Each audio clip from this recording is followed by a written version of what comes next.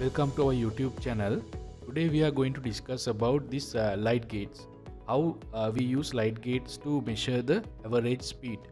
So the main purpose of our experiment is to reduce the errors, especially the human error called reaction time. In the last video I have explained how to calculate average speed using stopwatch. Here in this video we'll check how to use light gates and the AR track. Here first I'll explain what is a light gate. A light gate has a beam of light.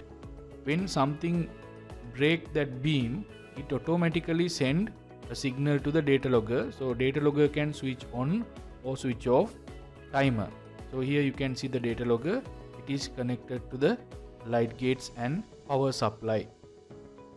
This one is called a glider. A cardboard is connected to interrupt the light beam. So when the light beam is broken, it automatically switch on the timer on the data logger. The glider is moving on the AR track. Here AR track is used to reduce the friction, and you can see the AR track is acting as an inclined plane.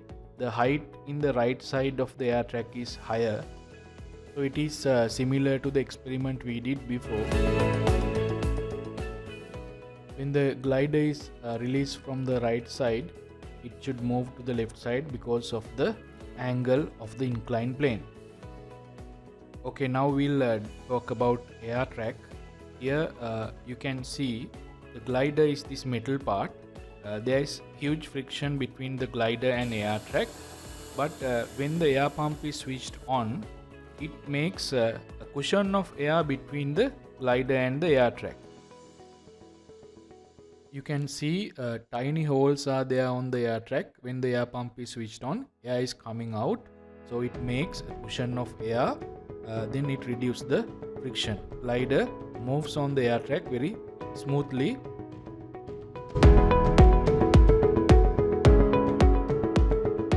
So how we do the experiment? First of all, we have to measure the distance between first light gate and the second light gate. We can use the meter ruler for that purpose. Then we release the glider from the right side corner. Then we can measure the time. You can see it's 2.57. So this distance between the light gates divided by the time taken is equal to the average speed of the glider.